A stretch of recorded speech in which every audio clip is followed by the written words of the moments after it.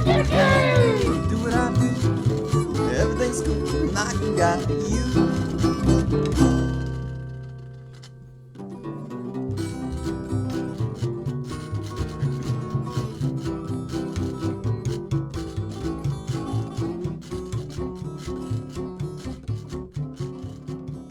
Growing up, I was always really creative. I was always doing little projects and just tinkering, finding out my taste was, what I liked. When I hit high school, and music was an easy format to create with other people too, especially your friends in high school. We can all make noise, so let's all make noise together. I think that's like where it first really started to think about, just being really original and unique and just finding that in myself. The opportunity to create like cover art for a CD or flyers for a show. And that's where my collage making started really taking effect.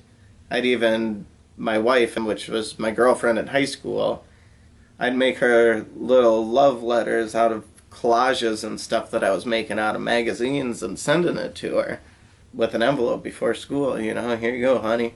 Here's a piece of art. So before I really even started creating, I had this uniqueness about me. And my senior year, I switched from a private school to a public school. I really excelled in the arts. I loved it. But what I lacked in was, my book smarts on, history and science and whatever else they study for government. I really didn't give a shit. About 2 months till I'm supposed to graduate high school. And they tell me, Ryan, you're not going to graduate this year. You're 4 credits short. Okay, what are my options? Well, you can do a homeschool test and you just pick what you need and we'll add in my extra credits. And so I picked all drawing. 2 of them were drawing. 1 was government. So I picked 2 drawing classes and procrastinated on all of it. I'm like, I don't want to draw animals. I don't want to draw houses. I don't want to do any of that.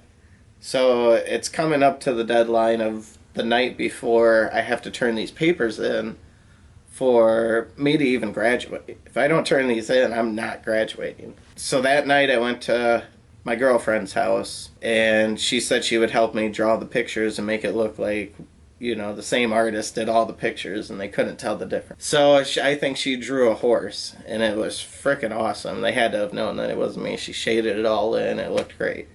Then she fell asleep and I have like 6 more animals to draw.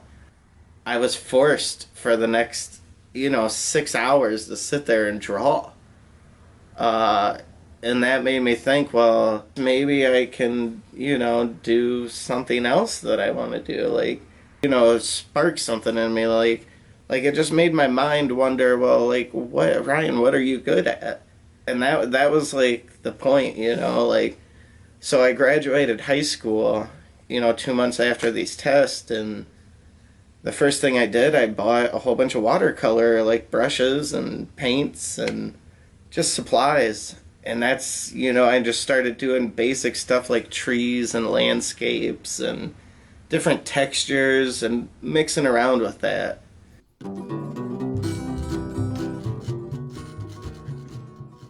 The most embarrassing moment for me as an artist was probably when I lived in Erie, Pennsylvania. And one day I'm in my friend's studio.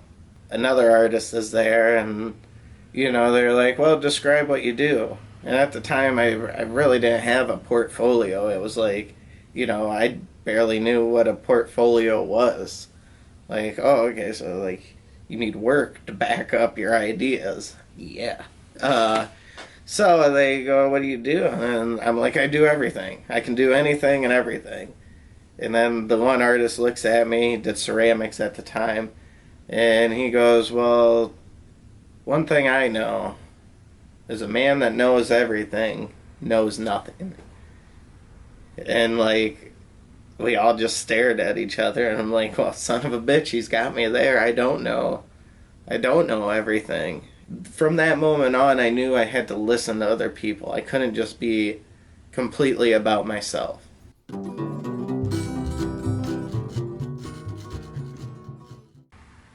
The hardest thing for me as an artist was getting recognition that I have an idea that's original or an ability to do something that's extravagant and be recognized for it.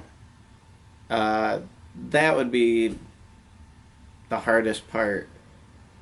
Getting people to really just understand you, especially your family. The closest people to you are the people that are going to judge you the hardest. And that's something hard to deal with. Not most people can deal with, you know, following their own direction when you have a family that has gone a different direction.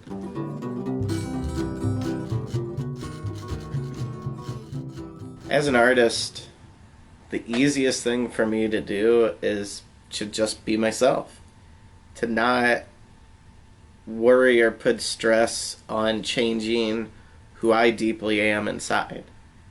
And that's something that really strongly reflects in my art is myself. It's my will to coincide with my body, my brain, my spirit, my soul, just to produce an idea that may never sell. I mean, it's the easiest thing for me to do is create. It's something I wake up in the morning to do.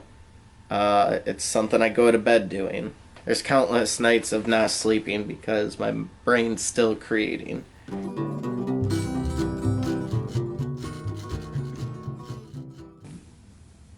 Like, what inspires me is being able to come into my studio and not knowing what I'm going to create today. And even if I write it down on paper, it still never comes out exactly. There's this mystery of in between when you start a new project and the ending of the project, how it creates itself almost once you get the ball rolling. That mystery of just not knowing what the end result's going to be is just everything to me on, making me want to do another project.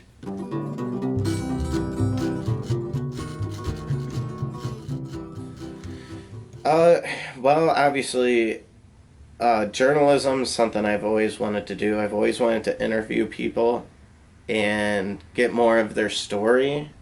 As an artist, I have met lots of creative people and heard their stories, but I've never got to document it and record what they're doing so the next generation people can understand a little bit more about what people were doing at this time. A big part of me starting this web series is showing you other artists that are out there and what they're doing and how their lives are affected by, the changing time. There's people out there working hard. I feel like my job is to help them with that passion, help them show off their talent. And if we can get more people to encourage and invest into artists and recognize these artists, we'll have a way more creative energy in whatever talent we're in.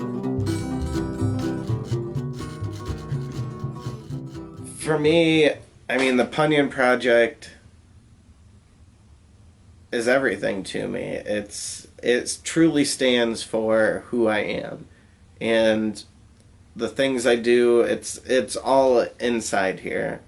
My studio. I don't. Even when I was a little kid, I had a little studio, a little place where I created, and it just always followed through my life. And the Poignon Project is that. It's my little place to create. I have dedicated myself to this cause, and all the steps leading up to now have measured into this. And for me to stop would just be obnoxious. Not to see what is to come. There's too much good that has come from me expressing myself through art that I still currently can't explain. Opportunities have sprung up all over just because of me being me. Just fucking dreams, like there, there's nothing. A train can't stop me. It's gonna be interesting to see where we go, and the people I can help, and just all together. It's just like a little baby, and we're only a year old in this building, but hopefully, well, I know for sure that this is my job. This is who I am. It's something I can't. If I was to quit today, I'd go start another studio. Like, I just say, I can't imagine my life without creating. And this is my place to create. And it's going to ensure that I create for the rest of my life.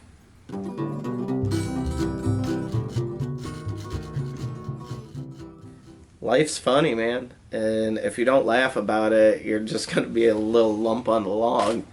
And my remedy to it is just laughing.